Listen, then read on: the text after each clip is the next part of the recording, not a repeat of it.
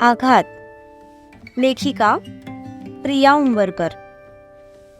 वाचक स्वर सिद्धी गायकर.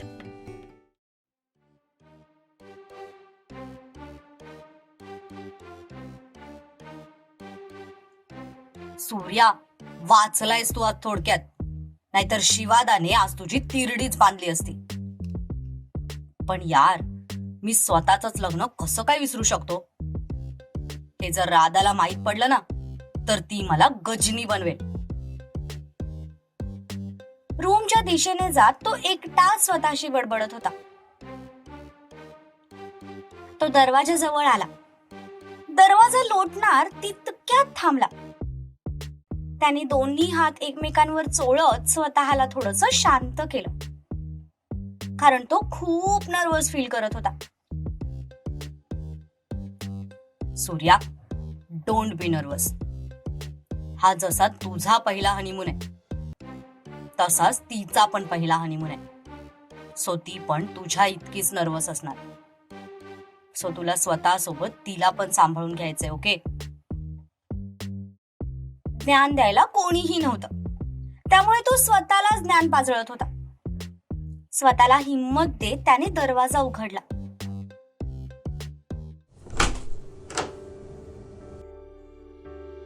दरवाजा उघडताच इकडे तिच्या छातीची धडधड वाढली. ती पुस्तक हातात घेऊन सोफ्यावर बसली होती. त्याच्या येण्याची चाहूल लागताच तिने मान वर करून त्याच्याकडे पाहिलं. नेमकं त्याच वेळी त्याने सुद्धा तिच्याकडे पाहिलं. दोघांची नजरानजर झाली. तसं तिने लगेच नजर खाली केली. तिने नजर खाली करताच त्याने पूर्ण रूमवर नजर फिरवली. आईला, या शिवादाने तर सगळं सेट करून ठेवलंय की आता फक्त माझंच काम बाकी आहे. त्याने पाठी वळून दरवाजा बंद केला.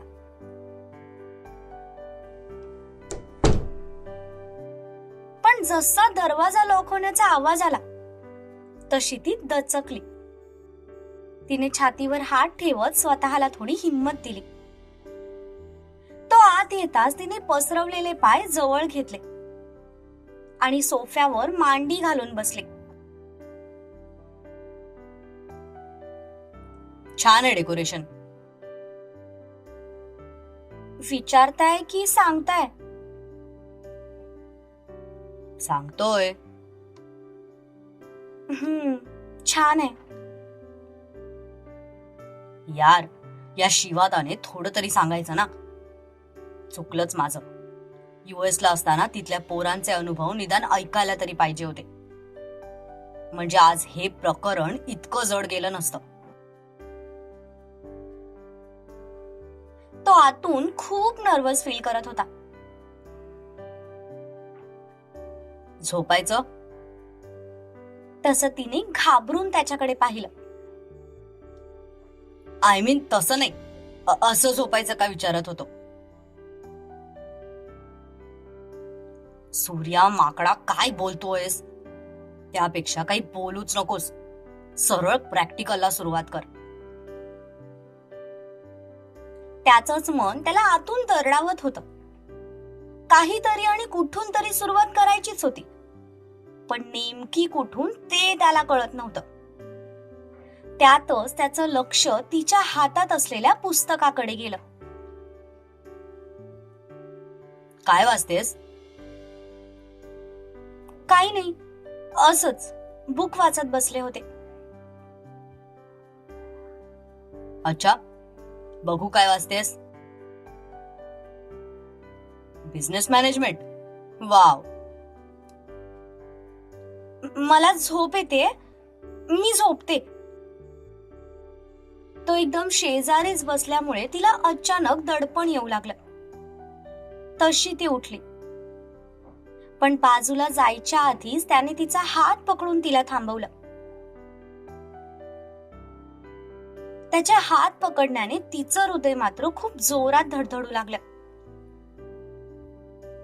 आता तर पुस्तक वाचत होतीस ना, आणि मी आलो तर लगेच झोप येते? खोटं असं बोलावं ज्यावर समोरच्याचा विश्वास बसेल. त्याने तिच्या हाताला हिसका दिला तशी ती डायरेक्ट त्याच्या अंगावर येऊन पडली. त्याने तिला अलगद स्वतःच्या मांडीवर बसवून घेतलं. तिच्या भोवती हातांचा विळखा घातला.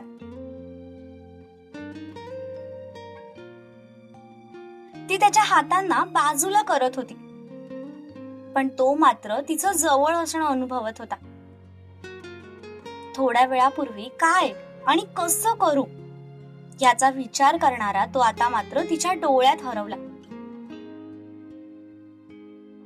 आज मी तुला सोडेन असं वाटलं का तुला? मला खरंच झोप येते. ठीक आहे, मग माझ्यासोबत झोप. त्याने सरळ तिला दोन्ही हातांवर उचलून घेतलं. अरे काय करतोयस? वेडायस का? हो, वेडाय, फक्त तुझ्यासाठी. त्याने तिला अलगद बेडवर ठेवलं. पूर्ण बेडवर फुलांच्या पाकळ्या होत्या. त्याने तिला बेडवर ठेवताच ती मागे सरकून बसली. तिची ती खाली झुकलेली नजर बघून तो गालात हसला. तो तसाच पुढे सरकला. त्याने तिच्या मांडीवर डोकं ठेवलं. थोड्या वेळासाठी ती गडबडली, पण लगेच नॉर्मल सुद्धा झाली.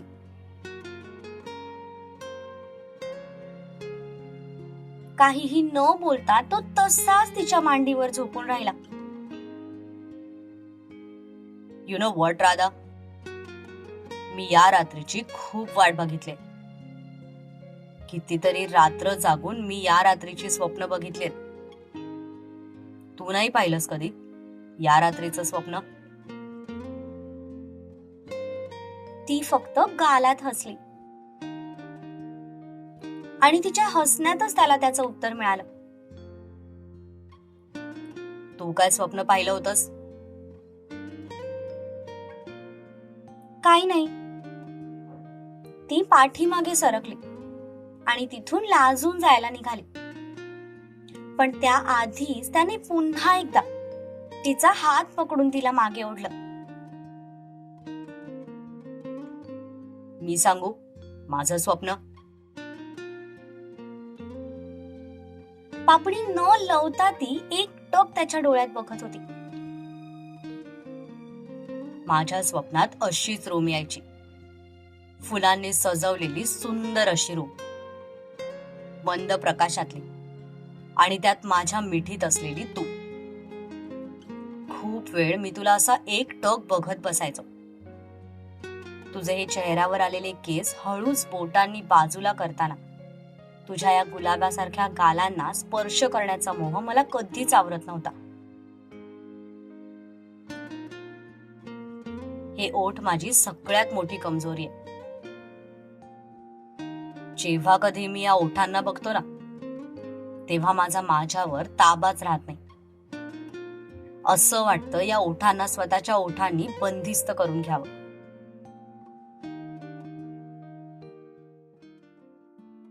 आणि आता मात्र त्याचा स्वतःवरचा ताबा सुटला.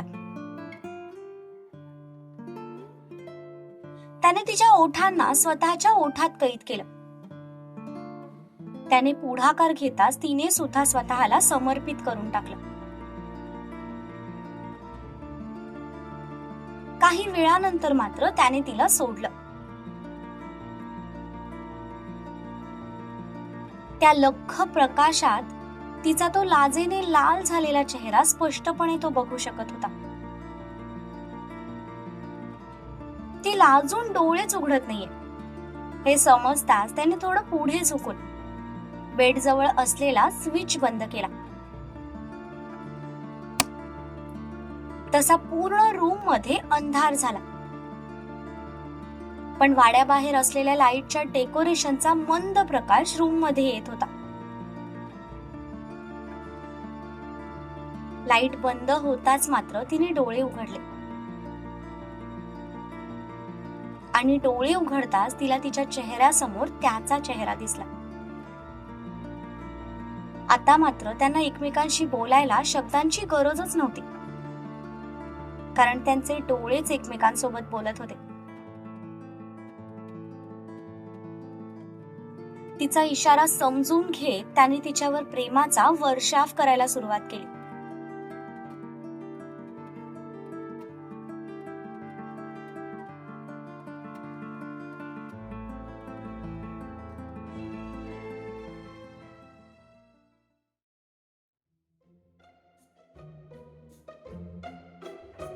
शिवा शिवा, अरे काय होणार आहे तुझा आज? कॉरिडॉर मध्ये शिवा इकडून तिकडे चक्रा मारत फिरत होता. त्याला रूम मध्ये जायचं होतं, पण रूम मध्ये नेमकी कशी परिस्थिती असणार या बाबतीत तो थोडा साशंक होता. एवढ्या लवकर तरी हार मानणारातली ती नाही हे त्याला चांगलंच माहित होतं. एक काम करतो, छापा काटा कडून बघतो. छापा आला तर आज तिचा मूड चांगला असणार, आणि जर काटा आला तर ती काट्यासारखी मला टोचणार. स्वतःशीच बडबडत त्याने खिशातून एक कॉइन बाहेर काढला. मनातच प्रार्थना करत हवेत उडवला.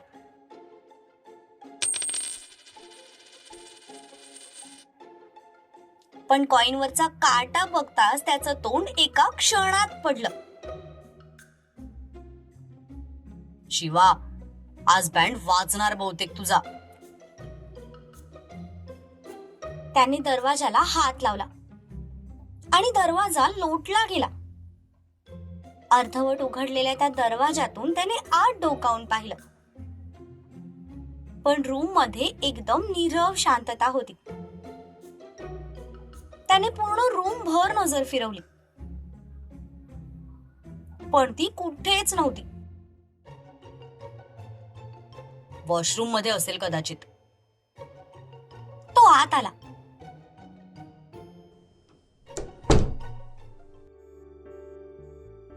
पण आत येताच त्याचे डोळे आपोआप बंद झाले, कारण रूम मध्ये सेंटेड कॅन्डल्सचा मंद सुवास पसरला होता. अरे, मी तर कॅन्डल लावायला सांगितलंच नव्हतं, मग कोणी लावल्या? तितक्यात त्याचं लक्ष चेंजिंग रूमच्या दरवाजाकडे गेलं आणि यातला नजारा बघून त्याचे डोळे उघडेच्या उघडे राहिले. चेंजिंग रूम मध्ये ती तिचं आवरत होती. तिने गुडघ्याच्या थोडा वर असा शॉर्ट वन पीस घातला होता. तिथल्या लाल लाईट मध्ये तो जरा जास्तच चमकत होता. त्याने तिला पाठीमागून न्याहाळायला सुरुवात केली. तिची ती बॅक फिगर अगदी जबरदस्त होती. त्या तंग वन पीस मध्ये तर तिची फिगर अजून अट्रॅक्टिव्ह दिसत होती. ते बघून त्याने एक आवंढा गिळला. शिवा, ही मेनका आज तुझी तपस्या भंग करूनच राहणार आहे, पण तू अजिबात डगमगायचं नाही, ओके? सुरुवात तिच्याकडूनच झाली पाहिजे, तुझ्याकडून नाही, नाहीतर तू हरशील. पण काही केल्या त्याची नजर तिच्यावरून हटायलाच तयार नव्हती. हे बजरंगबली, इतके दिवस तुम्ही मला हिंमत दिली, त्यामुळे मी कधीच माझी लिमिट क्रॉस केली नाही. फक्त आज एक दिवस सांभाळून घ्या, प्लीज प्लीज, फक्त आज एक दिवस. तो मनात बडबडत होता. तितक्यात चेंजिंग रूमचा दरवाजा पूर्णपणे उघडला गेला. तसं त्याचं लक्ष तिकडे गेलं, तर ती दरवाजाला टेकून एकदम स्टायलिश अवतारात त्याच्या समोर उभी होती. त्याचं लक्ष तिच्याकडे जाताच तो पुरता क्लीन बोल्ड झाला. शॉर्ट वन पीस, त्यातून चमकणारे तिचे ते पाय, पायावर बांधलेला तो एक काळा धागा, तिची परफेक्ट फिगर, कर्ल करून मोकळे सोडलेले केस आणि ओठांवर लावलेली ती डार्क ब्राऊन लिपस्टिक जी तिच्या त्या लुकला अगदी परफेक्ट सूट करत होती.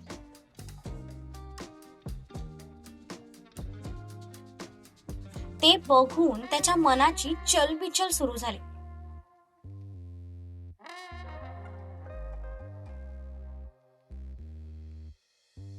तिने जर अशी कुठलीच अट घातली नसती तर आतापर्यंत तो तिच्यावर तुटून सुद्धा पडला असता. पण सध्या तो काहीही करू शकत नव्हता. त्याची अवस्था डायबिटीस झालेल्या पेशंट सारखी झाली होती. समोर गोडाधोडाचं पूर्ण ताट आहे, पण तो काहीही खाऊ शकत नव्हता.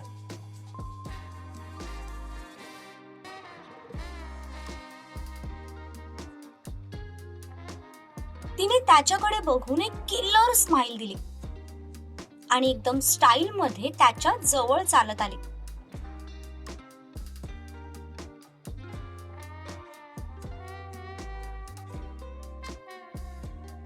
तिची ती चाल बघून उगीच त्याच्या हृदयाची धडधड वाढली. ती एकदम त्याच्या समोर येऊन उभी राहिली. तसं त्याने पुन्हा एकदा आवंढा गिळला.